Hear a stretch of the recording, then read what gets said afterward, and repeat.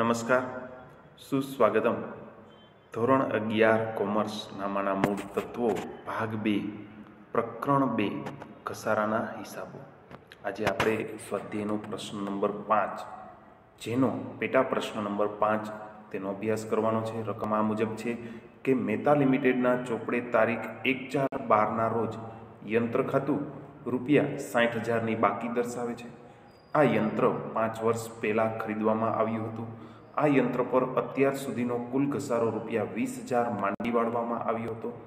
તારીખ 1/1/14ના રોજ ₹12,000નું એક યંત્ર બીજું ખરીદવામાં આવેલ છે. આ બીજું યંત્ર કંપનીને અનુકૂળ ન પડતા તારીખ 31/12/14ના રોજ તેની ચોપડે કિંમતના 10% નુકસાન સાથે વેચી દીધું. કંપની દર વર્ષે 5% લેખે સીધી લીટીની પદ્ધતિએ ઘસારો ગણે છે. ઉપરની માહિતી પરથી કંપનીના ચોપડે તારીખ 31/3/2015 સુધીનું યંત્ર ખાતું અને ઘસારા ખાતું તૈયાર કરો. સૌપ્રથમ આપણે યંત્ર ખાતું તૈયાર કરશું. તેના પરથી ઘસારા ખાતું તમારે જાતે તૈયાર કરવાનું છે. કઈ રીતે તૈયાર કરશું તે આપણે જવાબ સમજતા આપણે શીખશું. તો હવે યંત્ર ખાતું તૈયાર કરવું તે પહેલાં પાઠ્યપુસ્તક તમારી સાથે રાખજો. આ પ્રશ્નની રકમ તમારી નજર સમક્ષ રાખજો. હવે સૌપ્રથમ ગણતરી કરીએ તો યંત્રની જે ચોપડે કિંમત છે તે 60,000ની બાકી દર્શાવે છે. 5 વર્ષ પહેલાં ખરીદેલું હતું અને 5 વર્ષમાં અત્યાર સુધી કુલ ઘસારો 20,000 માંડી વાળેલ છે. આ 20,000 60,000માં આપણે ઉમેરશું તો 80,000 મળશે, જે યંત્રની મૂળ કિંમત ગણાશે. તો ઉમેરો કરી કુલ ઘસારો 20,000 અને પરિણામે યંત્રની કિંમત મળેલ છે 80,000. 5% લેખે સીધી લીટીની પદ્ધતિએ ઘસારો ગણાય છે.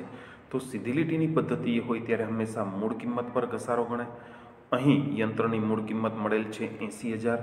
80,000ના આપણે 5% કરશું એટલે આપણને ઘસારો મળશે ₹4,000. સૂત્રનો ઉપયોગ કરશું C/R અને છેદમાં 100. તો આ ઘસારો બીજી રીતે પણ ગણી શકાય. 5 વર્ષ સુધીમાં કુલ ઘસારો 20,000 ગણેલ છે. તો 20,000 કુલ ઘસારો 5 વર્ષનો છે તો 1 વર્ષના ભાગે કેટલા આવે તો કે 20,000 ભાગ્યા 5 કરો તો વાર્ષિક ઘસારો 4,000 મળી જાય. તો આ રીતે પણ આપણે ઘસારો મેળવી શકીએ કે 20,000 ભાગ્યા 5 અને 4,000 વાર્ષિક ઘસારો. જ્યારે બીજા યંત્રની વાત કરીએ તો 12,000નું યંત્ર ખરીદેલ છે. 5% લેખે તમે ઘસારો ગણો તો ₹600 ઘસારો આવે. પરંતુ તેને 1 જાન્યુઆરીએ ખરીદેલ છે તો તેનું પ્રથમ વર્ષ પૂર્ણ થશે 31/3/14ના રોજ, એટલે કે 3 મહિનામાં. તો આ ₹600નો 3 મહિનાનો ઘસારો ગણવો હોય તો 600 × 3/12 કરશો એટલે 150 ઘસારો તમને મળશે. તે રકમનો ઉપયોગ આપણે હવે યંત્ર ખાતામાં કરશું. યંત્ર ખાતું આ રીતે તૈયાર થશે. સૌ પ્રથમ 1/4/12ના રોજ બાકી આગળ લાવ્યા તરીકે ₹60,000 ઉધાર બાજુ દર્શાવશું. વર્ષ પૂરું થાય એટલે ઘસારો ગણાય. આપણો ટાર્ગેટ વર્ષ પૂરું થાય 31/3/13 એ આપણો ટાર્ગેટ હોવો જોઈએ. ને એની વચ્ચેના સમયગાળામાં કોઈ આર્થિક ઘટના બને તો તેની એન્ટ્રી આપણે યંત્ર ખાતામાં કરવી પડે. આ બાબત ધ્યાનમાં રાખીને આપણે આગળ વધી. તો હવે આપણો ટાર્ગેટ છે 31/3/13ના રોજ. ઘસારાની રકમ આપણે મેળવેલ છે 4,000. વિગતમાં લખશું ઘસારા ખાતે. એટલે કે આ સમયગાળા દરમિયાન બીજી કોઈ આર્થિક ઘટના બનતી નથી. ડાયરેક્ટ ઘસારો ગણવાની એન્ટ્રી કરવાની રહે છે. ત્યારબાદ સરવાળો. અહીં ઉધાર બાજુનો સરવાળો વધારે છે 60,000, જે જમા બાજુ મૂકી અને જમા બાજુની રકમ 4,000 બાદ કરતા જે રકમ મળે તેને બાકી આગળ લઈ ગયા તરીકે દર્શાવવામાં આવે છે. ત્યાર પછીના વર્ષમાં ઉધાર બાજુ તેને બાકી આગળ લાવ્યા તરીકે દર્શાવવામાં આવે છે. ત્યાર પછી આપણો ટાર્ગેટ 31/3/14 હોય છે ઘસારો ગણવાનો, પરંતુ તે પહેલાં કોઈ આર્થિક ઘટના બનેલ છે કે કેમ એ માટે આપણે રકમ વાંચીએ તો તારીખ 1/1/14 રોજ ₹12,000નું એક બીજું યંત્ર ખરીદવામાં આવેલ છે. તો આ રકમ તમે મારી સાથે વાંચી શકો છો. તો 31/3/14 પહેલાં યંત્ર ખરીદવાની ઘટના થયેલ છે. એના માટેની આમ નોંધ આ રીતે છે: યંત્ર ખાતે ઉધાર તે રોકડ બેંક ખાતે જમા. તો આપણે યંત્ર ખાતે ઉધાર કરશું 12,000, વિગતમાં લખશું રોકડ બેંક ખાતે અને તારીખમાં 1/1/14. હવે આપણો જે ટાર્ગેટ છે તે ઘસારો ગણવાનો છે. તો સીધી લીટીની પદ્ધતિએ ઘસારો છે એટલે પ્રથમ યંત્રનો ઘસારો ₹4,000 આવશે, જ્યારે બીજા યંત્રની ઘસારાની ગણતરી પણ આપણે રકમ વાંચતા કરેલ હતી કે 12,000નું યંત્ર 5% લેખે આખા વર્ષનો ઘસારો ₹600 થાય, પરંતુ અહીં આ યંત્ર 3 મહિના પહેલાં ખરીદવામાં આવેલ છે. તો 31/3/14ના રોજ 3 મહિના પૂરા થાય છે. ₹600નો 3 મહિનાનો ઘસારો ગણવો હોય તો 600 × 3/12 કરશું એટલે 150 રકમ મળશે. તો પ્રથમ યંત્રનો ઘસારો 4,000, બીજા યંત્રનો ઘસારો 150, આમ કુલ 4,150 ઘસારો ગણાશે 31/3/14ના રોજ. વિગતમાં ઘસારા ખાતે કૌંસમાં દર્શાવેલ છે પ્રથમ યંત્રનો 4,000 અને બીજા યંત્રનો 150. ત્યારબાદ હવે કોઈ આર્થિક ઘટના વચ્ચેના સમયગાળામાં બનતી નથી ત્યારે આપણે સરવાળા કરવાના રહેશે. અહીં ઉધાર બાજુનો સરવાળો વધારે છે 68,000, જમા બાજુ મૂકી અને તેમાંથી 4,150 બાદ કરશો તો 63,850 આવશે. આ રકમ બીજી રીતે પણ મળી શકે જો બંને યંત્રની બાકી અલગ અલગ મેળવો તો. પ્રથમ યંત્રની બાકી 56,000 છે, તેમાંથી 4,000 બાદ કરો તો તેની બાકી 52,000 થાય, અને જ્યારે બીજું યંત્ર 12,000 છે તેમાંથી 150 ઘસારાના બાદ કરો તો તેની બાકી 11,850 થાય. આમ 52,000 અને 11,850નો સરવાળો કરશો તો પણ 63,850 બાકી મળી રહેશે. તો અહીં ગણતરીની સરળતા માટે આપણે બંને યંત્રનો ઘસારો અલગ અલગ દર્શાવીએ અને બંને યંત્રની બાકી અલગ અલગ દર્શાવીએ તો આગળની ગણતરીમાં સરળતા રહે છે. તો અહીં આપણે બંને યંત્રની બાકી દર્શાવેલ છે, જે બાકી નવા વર્ષમાં એટલે કે 1/4/14ના રોજ બાકી આગળ લાવ્યા તરીકે ઉધાર બાજુ 63,850 દર્શાવવાના રહેશે. હવે આપણો ટાર્ગેટ 31/3/15નો હોય, પરંતુ અહીં તે પહેલાં એક ઘટના બનેલ છે 31/12/14ના રોજ કે જે બીજું યંત્ર છે તે 10% નુકસાન સાથે વેચી દીધું.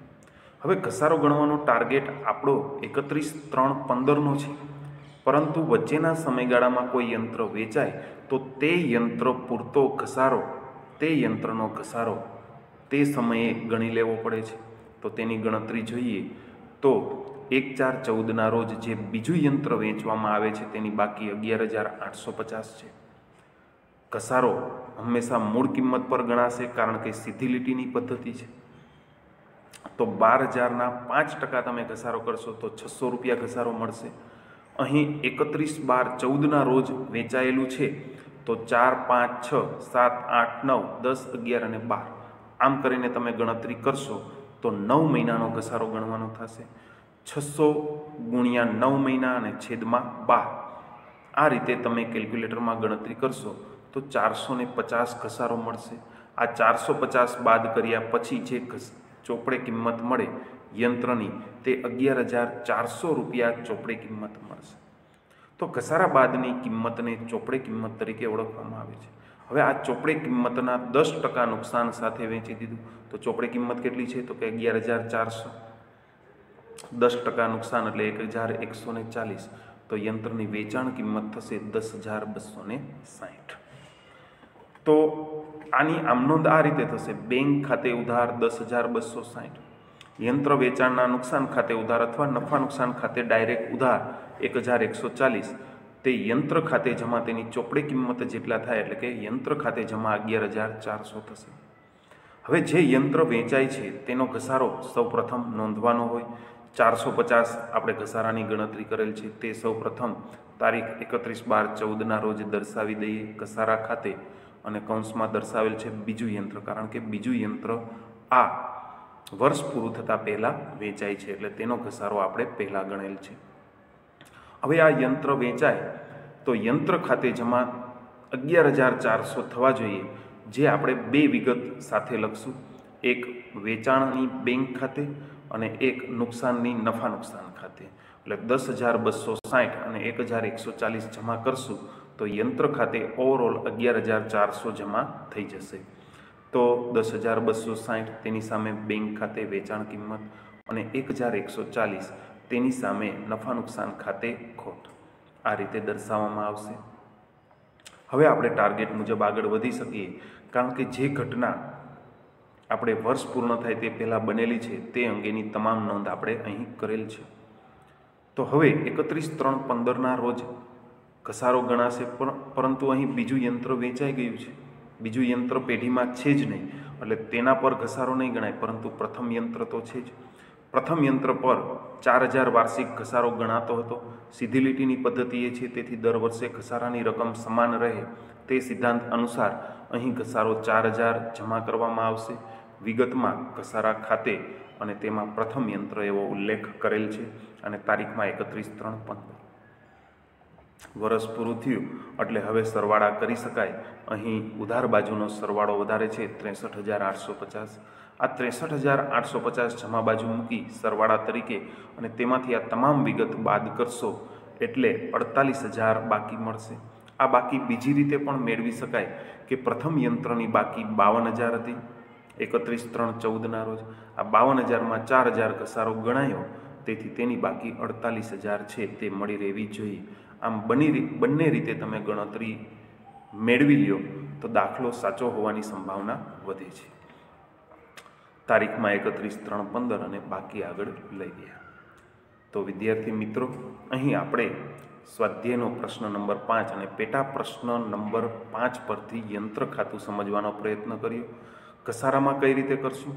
તો કે ઘસારા ખાતું તમે જે તૈયાર કરો એમાં પ્રથમ વર્ષમાં ઘસારો 4,000 છે, તે ઘસારા ખાતાની ઉધાર બાજુ દર્શાવજો વિગતમાં યંત્ર ખાતે, અને જમા બાજુ પણ તેટલી જ રકમ પરંતુ વિગતમાં નફા નુકસાન ખાતે, અને બંને બાજુના સરવાળા સમાન મળી રહેશે. એવી જ રીતે બીજા વર્ષમાં આપણે ઘસારો ગણવાનો થશે 4,150.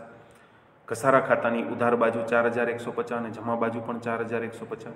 ઉધાર બાજુ વિગતમાં યંત્ર ખાતે નોંધાશે, જમા બાજુ વિગતમાં નફા નુકસાન ખાતે નોંધાશે અને બંને બાજુના સરવાળા. તેવી જ રીતે ત્રીજા વર્ષમાં 31/3/15ના રોજ ઘસારા ખાતે 4,450. તમે અહીં જોઈ શકો છો કે 31/12/14ના રોજ 450 અને 31/3/15ના રોજ 4,000 ઘસારો છે. એ બંનેનો સરવાળો 4,450 ઘસારા ખાતે ઉધાર થશે અને ઘસારા ખાતે જમા પણ થશે.